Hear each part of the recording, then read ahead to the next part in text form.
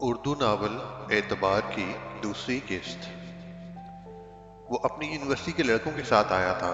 Final year کے امتحان دینے اور امتحان کے بعد کچھ دن وہ وہیں رکنا چاہتا تھا۔ اسلام آباد کا سرسبز علاقہ دل کو بھانے والا تھا، اس لیے وہ 1-2 ماہ کی چھٹی لے کر گھر سے آیا تھا اور امتحان کے بعد وہ وہیں ان کی اپنی کوٹھی میں رکنے کا ارادہ رکھتا تھا۔ پہلے دن جب وہ اس کے سامنے آئی تھی وہ پلکیں چپکانا ہی بھول گیا تھا۔ سب لڑکیوں سے الگ وہ گھاس پر بیٹھی اپنی کتابوں میں کھوئی ہوئی تھی۔ اس نے اپنے سر پر دوپٹے کو بڑے پیارے طریقے سے حجاب کر کے لپیٹا ہوا تھا۔ اس کی نظر تب اس پہ پڑی جب وہ گھر کی طرف نکل رہا تھا۔ اسے شاید وقت کا احساس ہی نہیں تھا کہ یونیورسٹی کا ٹائم ختم ہو چکا ہے۔ وہ بس کتابوں میں کھوئی ہوئی تھی۔ اوے چل یار، رک کیوں گیا؟ اس کے دوست ارحم نے اسے سامنے دیکھتے ہوئے کہا۔ ہاں ہاں چل، پر دل مڑنے کو راضی نہیں تھا۔ تم لوگ نکلو، میں آتا ہوں۔ اب کدھر؟ آتا ہوں یار، وہ کہہ کر اس کی جانب بڑھ گیا۔ جہاں یونی کی لڑکیوں کی آنکھ کا وہ مرکز تھا، آج وہ خود ایک حجاب پہنی لڑکی کی طرف دیکھ کر خود بخود بڑھ رہا تھا۔ Excuse me? ایک دم اس نے اپنا منہ اوپر کیا، ہوش میں آئی اور ادھر ادھر دیکھا، پھر کھڑی ہو گئی۔ مجھے لگتا ہے آپ کچھ زیادہ ہی کتابوں میں کھو گئی ہیں، جو آپ کو ٹائم کا پتہ بھی نہیں چلا۔ وہ ایک دم جزبوز سی ہو گئی تھی۔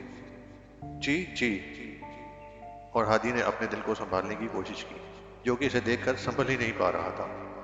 تبھی چوکیدار نے آواز دی، چلے بیٹا؟ جی جی بابا، وہ کہہ کر ہادی کو ایک نظر دیکھ کر وہاں سے نکل گئی، اور وہ ایک نظر ہی اس کے لیے زندگی تھی۔ وہ مسکرا کر اسے جاتا دیکھ رہا تھا۔ یہ چوکیدار کی بیٹی ہے؟ وہ خود ہی سے سوال کر رہا تھا۔ خیر ہے، نظریں نہیں ہٹ رہی، چلی گئی ہے، پیچھے سے ارم نے آواز دی۔ وہ ایک دم ہوش میں آیا۔ لگتا ہے دل میں کچھ کچھ ہو رہا ہے، شان نے بھرے ہوئے لہجے میں کہا۔ پتہ کر کون ہے، کہاں کی ہے؟ ہادی نے شان کی طرف دیکھ کر کہا۔ ہوئے ہوئے، میر ہادی آج خود پتہ کروا رہا ہے کہ کون ہے۔ دونوں ہنسے تھے۔ پاگل مت بن، میں سیریس ہوں، ہادی نے ان کو دیکھ کر کہا۔ ہم کون سا کہہ رہے ہیں کہ وہ مذاق کر رہا ہے؟ وہ ہادی کی ٹانگ کھینچ رہے تھے۔ کل مل جائے گا پتہ، اب چلنا ہے کہ نہیں؟ ارحم نے اسے کہا۔ ہاں چلو۔ رات بھی وہ دوستوں کے ساتھ باہر گھومتا رہا۔ گھر آ کر اگلے پیپر کی تیاری شروع کی، پر 1 منٹ نہیں تھا کہ وہ اس کی آنکھوں کے سامنے سے اوجھل ہوئی۔ کتاب بند کر کے وہ ایک دم سیدھا لیٹ گیا۔ چھت پر آنکھیں لگی تھیں۔ اس نے ٹائم دیکھا، رات کے 3 بج رہے تھے۔ موبائل اٹھا کر اس نے شان کو کال ملائی۔ 2-3 بار رنگ پر اس نے کال اٹھا لی۔ ہلو، سستی بھری آواز میں وہ بولا، یقیناً سو رہا تھا۔ میری نیند حرام کر کے سالے تو سو رہا ہے؟ تجھے میں نے کہا تھا اس کا پتہ نکلوا کے دے، کہہ رہا تھا کہ صبح مل جائے گا۔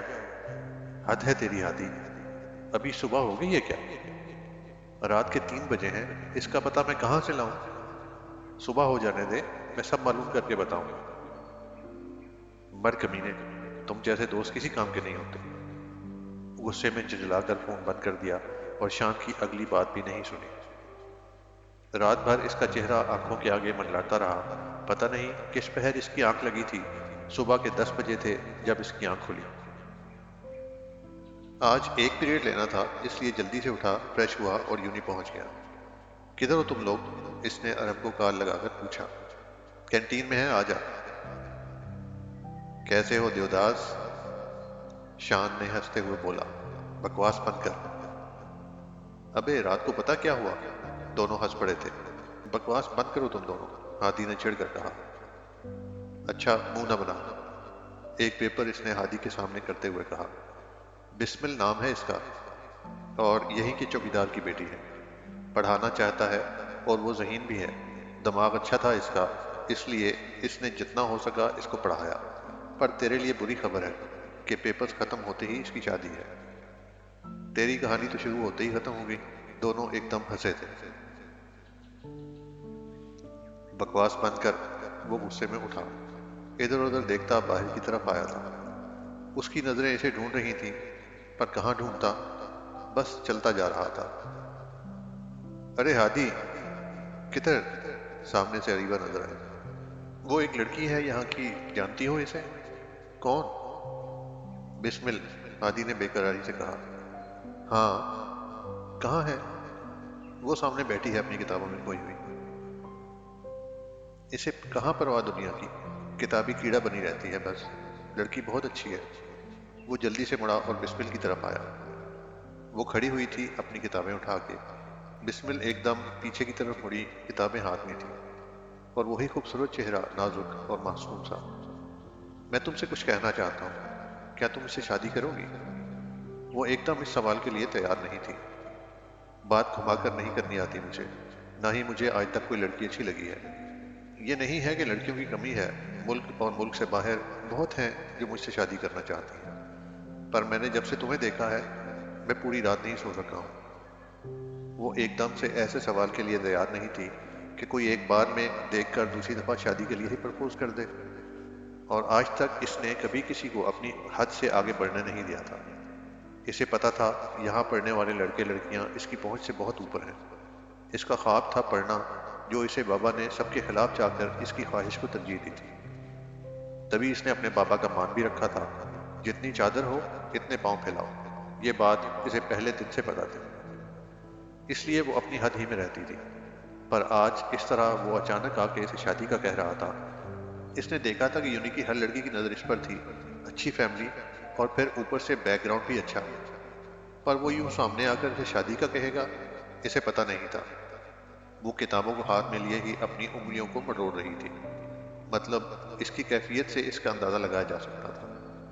آپ پاگل ہیں ایسی بات کر رہے ہیں؟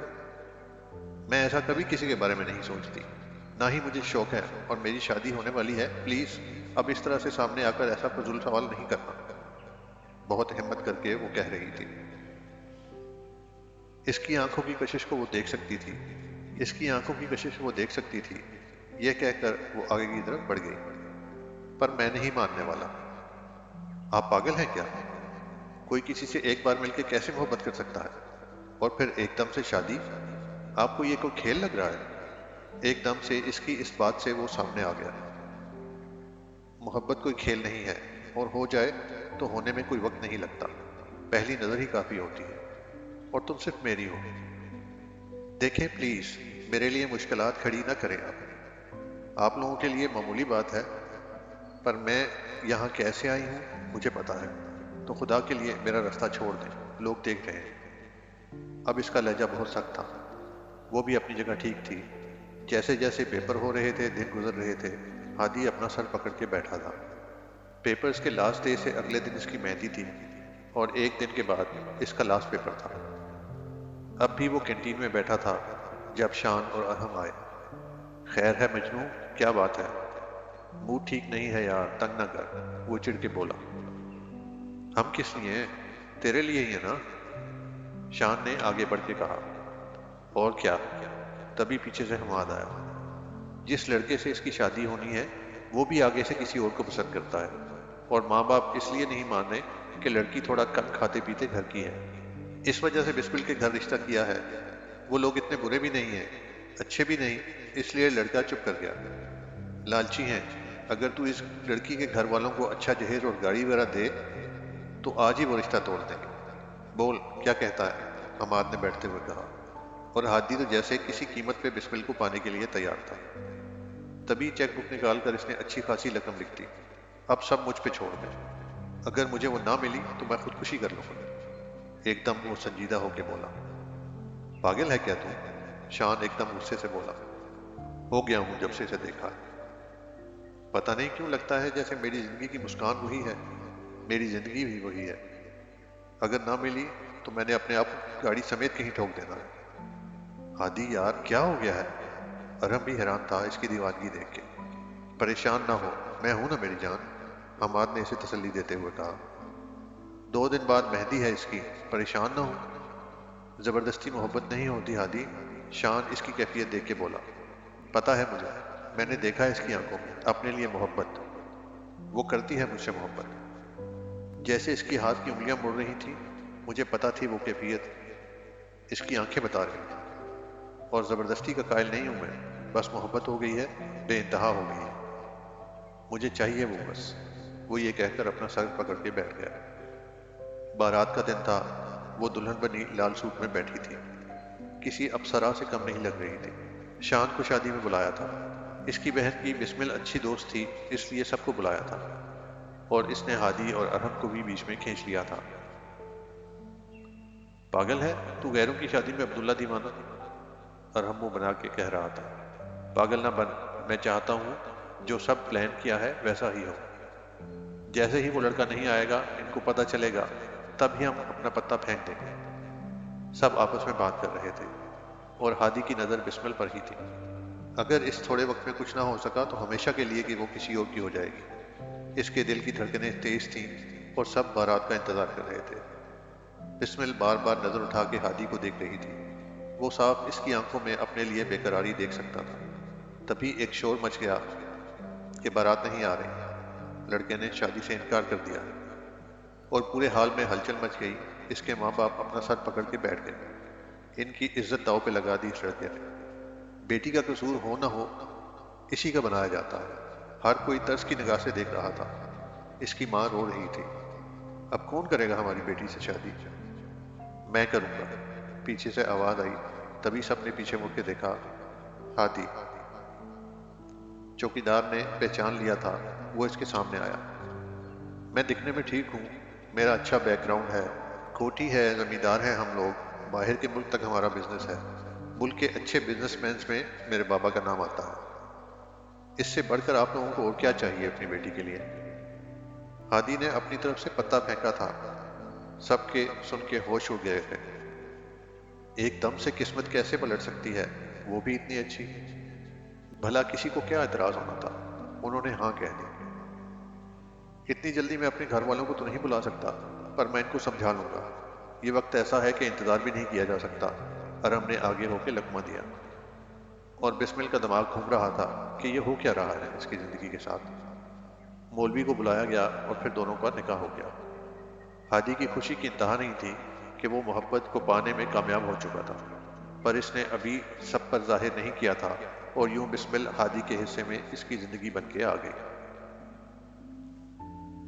سب کی دعاؤں میں بسمل رخصت ہو رہی تھی، وہ اسے اپنی بڑی سی گاڑی میں لے کر اپنی کوٹھی پر پہنچا، جہاں اس کے دوستوں نے اس کے لیے کافی اچھا انتظام کیا تھا۔ بسمل کی دوست شان کی بہن نے آگے ہو کے اس کا استقبال کیا تھا۔ روبی، مجھے ڈر لگ رہا ہے یار، کمرے میں پاگل ہو گئی ہے؟ ڈر کس بات کا ہے، ہادی بھائی اتنے اچھے ہیں، وہ سمجھا رہی تھی۔ تبھی دروازے پہ دستک ہوئی۔ کمرے میں کینڈل جلا کے رکھی تھی، ابھی تھوڑا بہت کمرے کو پھولوں سے سجایا گیا تھا۔ ہادی اندر آیا۔ آئیں ہادی بھائی، میں چلتی ہوں اب۔ روبی باہر چلی گئی۔ اس کی دل کی دھڑکنیں بے قابو تھی، جس کی اس نے چاہ کی تھی وہ اسے مل گئی تھی، اور تیار ہو کے کسی اپسرا سے کم نہیں لگ رہی تھی۔ وہ اپنے ہاتھ کی انگلیوں کو ویسے ہی مروڑ رہی تھی جیسے محبت کے اظہار پر اس نے کی تھی۔ وہ بیڈ پر منہ نیچے کیے بیٹھی تھی۔ ایک ڈبہ اس نے بسمل کے آگے کھول کر اس میں سے ایک لاکٹ نکالا، ڈائمنڈ کا۔ ابھی میں جلدی میں یہی کر سکا ہوں، بعد میں جو آپ چاہیں گی وہ میں آپ کو دے دوں گا۔ بسمل کا ہاتھ پکڑا اور اس کا چہرہ اپنی طرف اٹھایا۔